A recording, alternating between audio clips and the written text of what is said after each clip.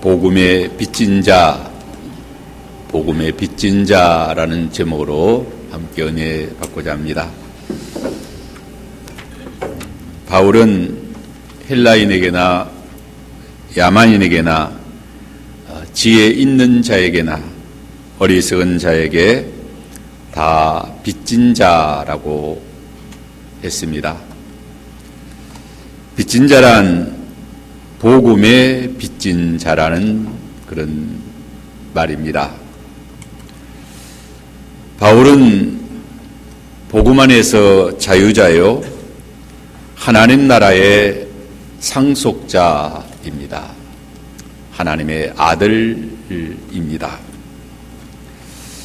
그러한데 왜 자신을 복음의 빚진 자라고 이렇게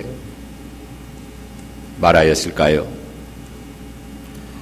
그 이유에 대하여 오늘 함께 상고함으로 은혜 받고자 합니다. 우리는 그 어떤 빚도 지고 살아서는 안 됩니다. 그러나 복음의 빚과 사랑의 빚은 많이 지고 많이 갚으며 살아야 합니다. 우리는 사랑의 빚을 많이 지고 살아갑니다. 부모와 이웃과 또 사회와 국가로부터 사랑의 빚을 많이 졌습니다. 일생 동안 갚아도 다 갚지 못합니다. 복음의 빚은 더욱더 그러합니다. 값으로 계산할 수 없는 복음을 거저 값없이 은혜로 받았습니다. 선물로 받은 것입니다. 바울은 로마서에서 빚에 대하여 여러 번 여러 면으로 말합니다. 복음의 빚, 사랑의 빚, 영적인 은혜의 빚진 자라고 말합니다. 오늘 로마서 1장 14절에 15절은 헬라인이나 야만인이나 지혜 있는 자나 어리석은 자에게 다 내가 빚진 자라. 그러므로 나는 할 수 있는 대로 로마에 있는 너희에게 복음 전하기를 원하노라. 또 로마서 8장 12절에는 그러므로 형제들아 우리가 빚진 자로 돼 육신에게 져서 육신대로 살 것이 아니니라. 또 로마서 13장 8절에는 피차 사랑의 빚 외에는 아무에게든지 아무 빚도 지지 말라. 남을 사랑하는 자는 율법을 다 이루었느니라. 로마서 15장 27절에는 저희가 기뻐서 하였거니와 또한 저희는 그들에게 빚진 자니 만일 이방인들이 그들의 영적인 것을 나누어 가졌으면 육적인 것으로 그들을 섬기는 것이 마땅하니라. 사도 바울이 이에서 말한 구절들을 통하여 복음의 빚, 사랑의 빚, 또 육신의 빚진 자가 아닌 신령한 빚진 자의 삶에 대해서 이 시간 함께 은혜 받고자 합니다. 우리 성도는 모든 민족에게 복음의 빚진 자들이라고 했습니다. 14절, 15절을 다시 보면 헬라인이나 야만인이나 지혜 있는 자나 어리석은 자에게 다 내가 빚진 자라. 그러므로 나는 할 수 있는 대로 로마에 있는 너희에게 복음 전하기를 원하노라. 바울은 모든 자에게 헬라인이나 야만인이나 지혜 있는 자나 어리석은 자에게 다 빚진 자라고 했습니다. 복음의 빚진 자라는 말입니다. 바울은 복음 안에서 그리스도 안에서 자유자요, 또 하나님의 자녀요, 하늘나라의 상속자로서 자유자인 것입니다. 그런데 왜 자신을 복음의 빚진 자라고 했는가? 그것은 1만 달란트의 빚을 탕감받았기 때문입니다. 우리 성도는 그리스도 예수 안에 있는 생명의 성령의 법으로 죄와 사망의 법에서 해방을 받은 것입니다. 자유함을 얻은 것입니다. 죄와 사망의 법에 매여 종로로 닫은 우리 인생들은 갚을 길이 없는 1만 달란트의 빚진 자들이었습니다. 1만 달란트 빚진 자에게 내 몸과 아내와 자식들과 모든 소유를 다 팔아 갚으라 라고 할 때에 갚을 길이 없었습니다. 갚을 길이 없는 1만 달란트의 죄와 사망의 그 무거운 빚의 짐에서 우리를 해방시켜 주셨습니다. 1만 달란트의 빚을 무조건적인 사랑으로, 은혜로 탕감해 주신 것입니다. 이제 우리 성도는 예수 그리스도의 은혜의 빚진 자가 된 것입니다. 그리스도 예수의 생명의 성령의 법으로 속량함을 받았기 때문입니다. 이 놀라운 은혜를 값없이 받았으므로 은혜의 빚진 자들인 것입니다. 그러므로 그 사랑의 빚, 복음의 빚진 자들이므로 그 빚을 갚아야만 하는 것입니다. 빚을 갚는 비결은 복음을 전하는 것입니다. 우리가 빚진 자라고 하면은 상대에게 지은 죄와 또 다른 이에게 진 채무를 말합니다. 빚을 갚지 않는 것은 율법을 어기는 죄요. 또 반드시 대가를 치러야 됩니다. 형벌을 받아야 합니다. 그러므로 빚은 반드시 갚아야만 하는 것입니다. 복음 전도를 받은 자는 복음의 빚진 자들인 것입니다. 복음의 성격이 그러합니다. 복음이 무엇인가?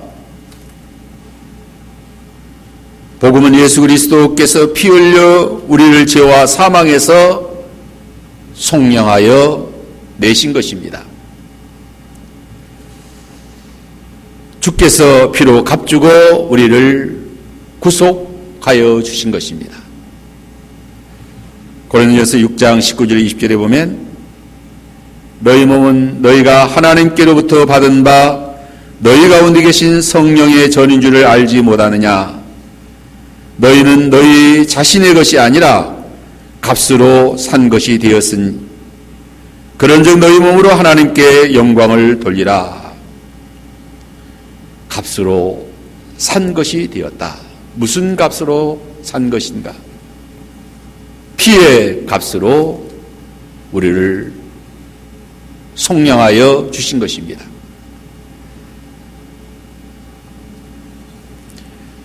사도행전 20장 28절에 하나님이 자기 피로 사신 교회, 사신 성도들이라고 했습니다. 복음을 받은 자들은 도저히 갚을 수 없는 대가가 지불된 자들인 것입니다. 그리스도의 피의 값이 지불된 것입니다. 그러한 피의 값이 지불된 자 곧 복음의 빚진 자들은 그 빚을 물어주어야만 하는 것입니다. 그 빚을 갚는 비결은 복음을 전하는 것입니다. 너희는 너희 자신의 것이 아니라 값으로 산 것이 되었다. 무슨 값으로 산 것이 되었는가? 하나님의 독생자 예수 그리스도의 피의 값을 지불하고 산 것이다. 본래 우리는 죄와 사망의 법에 매여 꼼짝 달싹하지 못하는 자들이었습니다.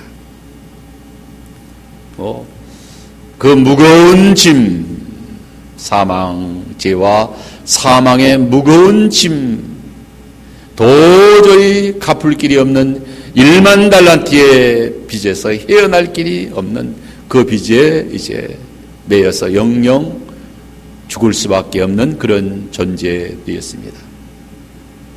그러한 자들을 보배로운 피, 그리스도의 피를 주셔서 그 값으로 우리를 속량하여 주신 것입니다. 베드로전서 1장 18절 19절에 보면 너희가 알거니와 너희 조상이 물려준 헛된 행실에서 대속함을 받은 것은 은이나 금같이 없어질 것으로 된 것이 아니 오직 흠없고 점없는 어린 양 같은 보배로운 피로 된 것이다. 너희 조상이 물려준 헛된 행실, 죄와 사망의 법에 매여 있는 것을 말합니다. 죄와 사망의 법에 매여 있는 헛된 행실로 살아가는 자를 이렇게 속량하여 주셨다.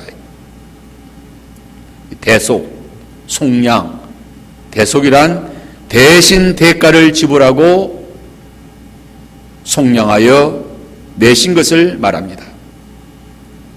금이나 은의 값으로 속량하여 낸 것이 아니다. 억만금으로도 죄와 사망에 매여 있는 그러한 인생들을 속량해낼 수가 없어요. 오직 흠없고 점없는 어린 양 같은 그리스도의 보배로운 피로 속량하여 주신 것입니다.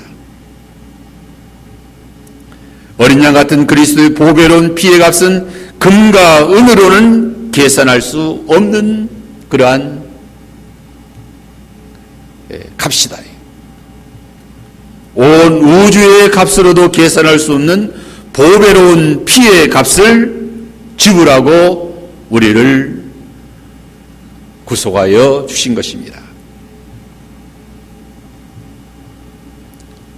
우리 성도는 그래서 천하보다 귀하다라고 했습니다. 금과 은으로 계산할 수 없는 그러한 고가품들이다. 얼마나 보배로운 자들인지 알 수 없어요. 우리 성도들은 이 도저히 갚을 수 없는 빚을 진 자들인 것입니다. 그러므로 우리를 피 흘려 속량하여 주신 주님을 이해하여 살아야 하는 것입니다. 성경에 보면 나쁜 빚이 있고 좋은 빚이 있습니다. 나쁜 빚은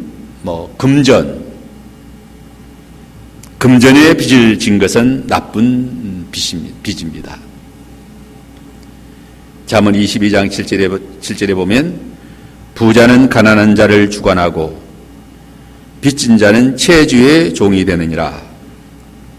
잠언 22장 26절 27절에 보면 남의 빚에 보증 서지 말라. 만일 갚을 것이 없으면 내게 있는 누운 침상도 빼앗길 것이라. 내가 어찌 그리하겠느냐라고 했습니다. 그러므로 금전에 빚지지 말아요. 또 남의 빚에 보증 서지 말라는 것입니다. 우리가 제1금융권에서 담보가 확실하면 주택담보를 하고 또 집도 살 수 있습니다. 그러나 제2금융권이나 또 더 나아가서 사채의 고리대금에 빚을 지지 말아야 합니다. 빚지고 갚지 못하면 파산할 뿐만 아니라 그 죄값을 치러야 됩니다. 그 사채업자들은 뭐 죽인다라고 협박합니다. 현대 사회는 빚을 많이 지고 살아가는 그런 사회가 되었습니다. 지구촌의 경제가 빚으로 굴러가고 있다라고 말합니다. 미국이나 일본은 국가의 빚이 많고, 또 중국은 기업의 빚이 많고, 또 우리 한국은 가계 부채가 많다라고 말합니다. 이번 코로나19로 인하여 중국에서 더욱 많은 돈을 찍어 푼다라고 말합니다.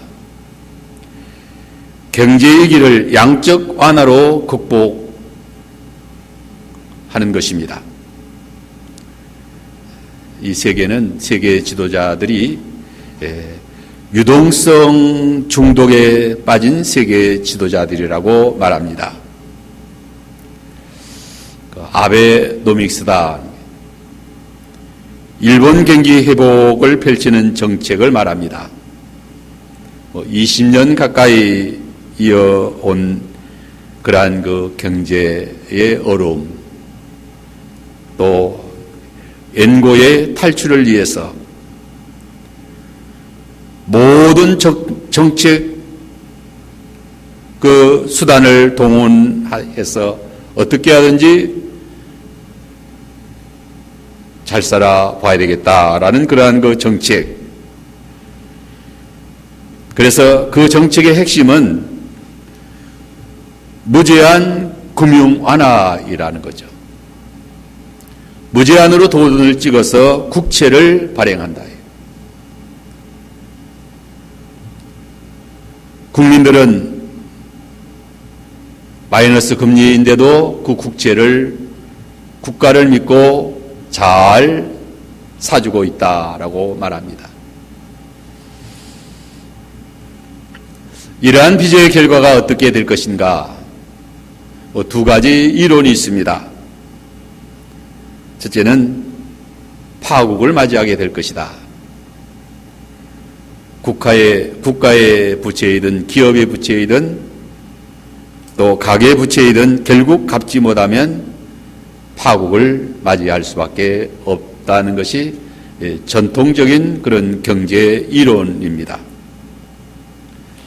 또한 금세기에는 아무리 국가의 부채가 많아도 괜찮을 것이다. 기축통화국으로서 돈을 무한대로 찍어서 공급해도 괜찮을 것이다. 국민이 국가를 믿고 채권을 잘 매입해서 가지고 있으면 국가가 부도나지 않을 것이다. 라는 그런 이론을 가지고 이렇게 경제를 운영해 나갑니다. 결국에는 어떻게 될 것인가? 어쨌든 빚을 많이 지면 그 결과는 파국을 맞이하지 않을 것인가? 성경에서 사랑의 빚을 지라, 사랑의 빚을 지라, 복음의 빚을 갚으라, 복음의 빚진 자로 살아가라 하는 것입니다. 바울이 복음의 빚을 졌다고 말하는 것은 주 예수께 받은 사명 곧 그 책임감을 말합니다. 바울은 이 복음을 전하지 아니하면 자기에게 화가 있을 것이라고 말합니다. 고린도전서 9장 16절에 내가 복음을 전할지라도 자랑할 것이 없으면 내가 부득불할 일입니다. 만일 복음을 전하지 아니하면 내게 화가 있을 것임이라. 자, 우리가 전도하지 않으면 화가 임할 것이기 때문에 부득불할 것임이라고 했습니다. 만일 전하지 않으면 내게 화가 있을 것이다. 전도가 그렇게 중요하다는 것. 우리 신앙생활에 있어서 전도보다 또 교회 모여서 하나님 앞에 예배드리는 것이 더 중요하지 않습니까? 하나님 앞에 찬양하고 기도하고 하나님을 섬기고 하나님께 경배하는 것. 전도의 목적은 그러한 하나님을 예배하기 위해서 전도하는 건데, 근데 코로나 때문에 다들 교회 모이면 혹시 전염되면 어떨까 하나 해서 아예 주일 학생들은 교회 안 보내고 또 어른들 또 오늘 또 많이 안 나오셨잖아요. 교회 많이 안 나오셨어요. 바울이 내가 복음을 전할지라도 자랑할 것이 없으면 내가 부득불할 것이다. 만일 복음을 전하지 않으면 내게 화가 있을 것이다. 코로나 화보다도 하나님 앞에 예배하고 하나님을 영화롭게 하고 하나님을 기쁘시게 하는 그 신앙이 더 중요하고, 그렇게 하지 못하여 하나님의 화가 더 들어온 줄 알아야 되잖아요. 너희 목숨을 죽여도 너희 목숨을 죽이는 자들을 두려워하지 말고 너희 몸과 영혼을 지옥에 멸하시는 자를 두려워하라. 우리가 하나님 앞에 하나님을 두려워하면서 하나님을 경외하고 하나님이 기뻐하는 그러한 은혜 생활하는 게 중요하다.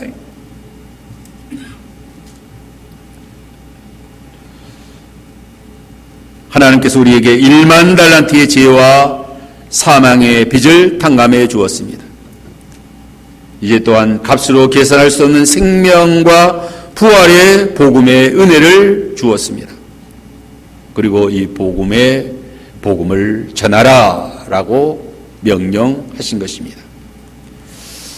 마태복음 28장 19절 20절에 보면 그러므로 너희는 가서 모든 족속의 제자를 삼아 아버지와 아들과 성령의 이름으로 세례를 베풀고 내가 너희에게 분부한 모든 것을 가르쳐 지키게 하리라. 볼지어다 내가 세상 끝날까지 너희와 항상 함께 있으리라. 사도행전 20장 24절에 내가 달려갈 길과 주 예수께 받은 사명 곧 하나님의 은혜의 복음을 전하려 하면은 나의 생명을 조금도 귀한 것으로 여기지 아니하노라. 이제 두 번째로 성도는 모든 사람에게 사랑에 빚진 자들입니다. 로마서 13장 8절에 보면 피차 사랑의 빚 외에는 아무에게든지 아무 빚도 지지 말라. 남을 사랑하는 자는 율법을 다 이루었느니라.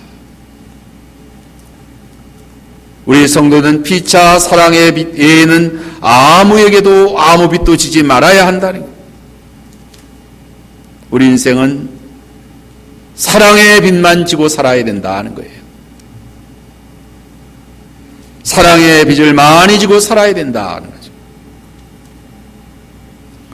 그래서 부모의 사랑의 빚도 많이 지고 또 부모를 효도하는 그 사랑의 빚을 많이 갚아야 됩니다.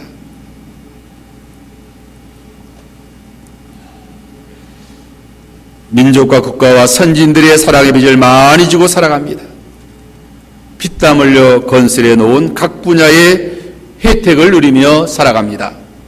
정치, 과학, 경제, 또 의료, 여러 분야에 우리는 혜택을 누리며 살아갑니다. 사랑의 빚 가운데 최고의 사랑의 빚은 복음의 빚입니다. 우리 주 예수 그리스도의 피로 속량하여 주신 구속의 사랑뿐만 아니라 믿음의 선진들이 생명 바쳐 이 복음을 오늘 우리에게까지 그 사랑의 수고로 우리에게 전파하여 준 것입니다. 바울과 베드로가 로마에서 복음을 전하며 순교의 피를 흘렸습니다. 기독교 역사의 수많은 주의 종들이 피와 땀과 눈물과 수고와 헌신으로 복음을 전파하였고 진리를 파쇄하였고 이 신앙을 계승해 준 것입니다. 이러한 사랑의 빚을 우리는 지고 살아가는 것입니다. 우리 한국교회도 많은 순교의 피가 뿌려졌습니다. 우리가 잘 아는 토마스 선교사가 대동강에서 그 쪽복음, 마가복음, 마태복음, 쪽복음을 번역해서 그것을 나누어주면서 순교를 했습니다. 또 우리말 성경을 번역한 아펜젤라 선교사는 1902년 6월 11일 인천에서 출발하여 목포로 가다가 조난을 당하여 순교합니다. 주기철, 손양원, 이기선 수많은 주의 종들이 이렇게 순교의 피를 참으로 헌신의 사랑의 수고의 그 피를 사랑을 우리에게 베풀어 준 것입니다. 오늘 복음의 빚이라는 제목으로 이렇게 말씀을 전하게 된 것은 내일 일본 가서 우리 교단에서 개척한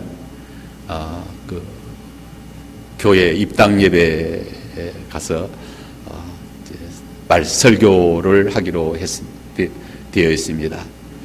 일본 가서 어떤 말씀으로 설교를 할까 기도하면서 복음의 빛이라는 제목으로 설교를 해야 되겠다라고 준비하면서 또 오늘 같이 은혜를 받게 됩니다.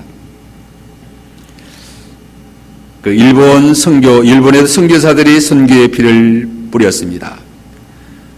나가사카 26성인 순교는 일본 최고의 아주 순교의 피를 뿌린 그런 역사인 것입니다.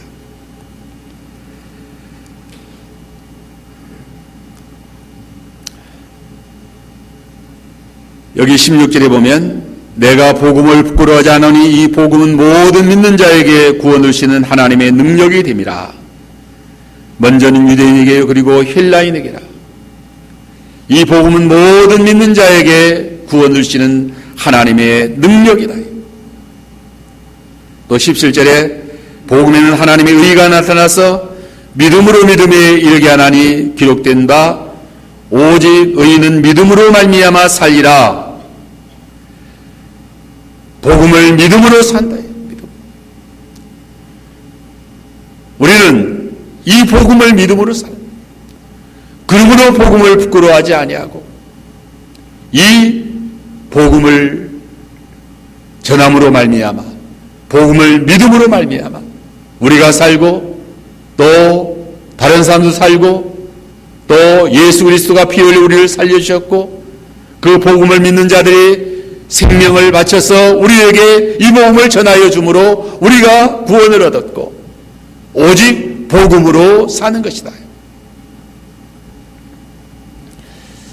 이제 세 번째로 육신의 빚진 자가 아니요 신령한 빚진 자다. 로마서 8장 12절에 보면 우리가 빚진 자로 되어 육신에게 져서 육신대로 살 것이 아니라 우리는 하나님과 그의 아들 예수 그리스도와 성령께 빚진 자들이지 육신의 빚진 자들이 아닙니다. 빚진 자는 그 빚을 갚기 위해서 살아가는 것입니다. 우리 성도는 누구에게 빚진 자이며 무엇에 빚진 자인가를 분명하게 알아야 된다. 우리 성도는 성삼위 하나님께 빚진 자들이요 육신의 빚진 자들이 아니다. 육신의 1만 달란트의 빚은 이미 탕감받았다. 그러므로 육신을 위하여 육신의 빚을 갚기 위하여 살아야 할 책임과 의미가 없는 거다. 거기서 이미 자유함을 얻은 자들. 바울은 우리가 빚진 자를 위해 육신에 계셔서 육신대로 살 것이 아니라고 했습니다. 육신은 그리스도께서 십자가에 죽으실 때 함께 죽은 것입니다. 육신에 계셔서 육신대로 사는 것이 무엇일까? 육신의 욕망을 따라 사는 것입니다. 정욕과 탐심을 따라 사는 것입니다. 교만한 마음을 품고 억울함을 갚아주는 삶을 사는 것입니다. 멸시와 탈취와 손해본 것을 복수하는 삶이에요. 미움을 미움으로, 불의를 불의로, 악을 악으로 갚는 삶이 육신에 계셔서 육신대로 사는 삶이다. 이 세상 사람들은 이러한 삶을 살아갑니다. 육신에 계셔서 육신대로 살아간다. 그러나 우리 성도는 그러한 빚을 진 자가 아닙니다. 빚을 지기는 졌지만 육신에 계셔서 육신대로 살 자들이 아니라는 거죠. 어떠한 빚을 갚아야 되는가? 로마서 8장 13절에 성도가 어떤 빚을 갚아야 될 것인가? 그 빚을 갚는 비결에 대해서 너희가 육신대로 살면 반드시 죽을 것이라되 영으로서 몸의 행실을 죽이면 살리니. 빚을 갚는 비결은 영으로서 몸의 행실을 죽이는 것이다. 우리나라 사람들은 일본과의 그 감정이 좋지 않습니다. 원한이 있어요. 36년 동안이나 그 식민 통치 받으면서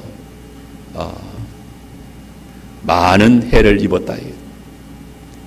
그렇기 때문에 육신적으로 생각하면 갚아줘야 된다. 육신의 빚을 갚으려고 하면 미워해야 되고 또 손해 준 것을 갚아줘야 된다. 그러나 그런 빚을 갚기 위하여 사는 자들이 아니다. 우리는 영으로서 몸의 행실을 죽이는 것이다. 영으로서 몸의 행실을 죽이면 하나님을 기쁘시게 하고 율법의 요구를 이루어드리게 되고 하나님과 화평을 누리게 되고 주와 복음과 몸된 교회를 위하여 충성봉사 헌신하게 되고 다른 사람을 살리게 되고 구원하게 되고 또 영광에 이르게 되는 것이다.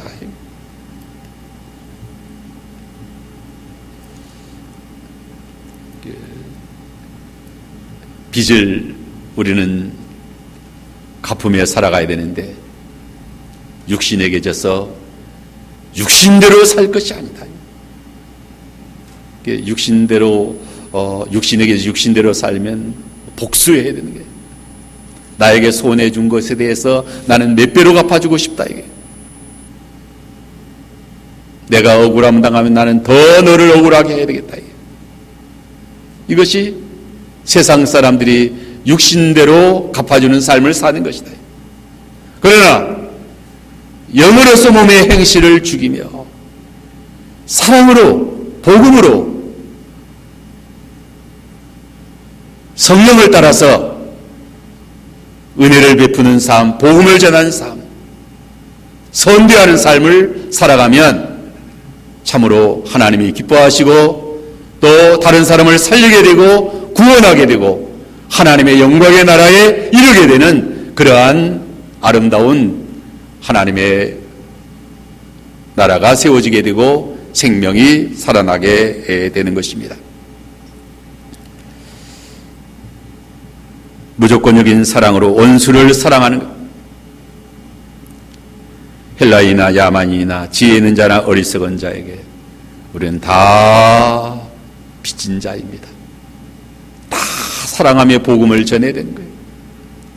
그리고 다 함께 하나님을 잘 섬기며 우리 고 목사님 기도하실 때도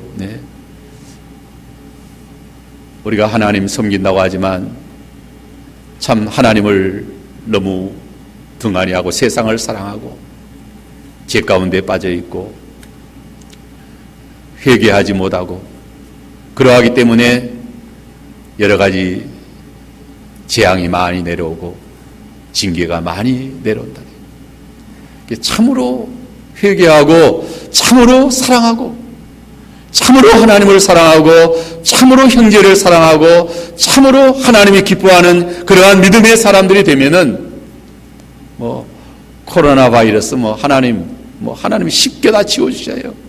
쉽게 재앙 쉽게 지워주셔요. 근데 우리가 회개는 하지 않고 믿음은 바로 서지 못하고 세상이 재앙이 두렵다. 교회 가면 사람들 많이 모이니까 혹시 전염되면 어떡하나. 그렇게 하면은 그게 바로 그런 사고방식은 잘못돼요. 하나님 앞에 회개하며, 물론 우리 예수 믿는 사람이 이생 면에서는 이생적인 면에 잘 관리를 하는 것이 바로 하는 것입니다. 이생을 무시하라는 말은 아니에요. 하지만 우리가 하나님 앞에 회개하며 하나님 앞에 부르짖으며 찬양하며 더욱더 하나님을 의지하며 사랑을 베풀며 그러한 은혜 생활할 때 하나님께서 우리 한국 기독교를 불쌍히 여기시고 또 태간 백성들 이하여 하나님이 모든 재앙을 거두어 주실 것을 믿고 하나님 앞에 기도하며 회개하는 우리들의 신앙생활 되도록 해야 되겠습니다. 기도합니다.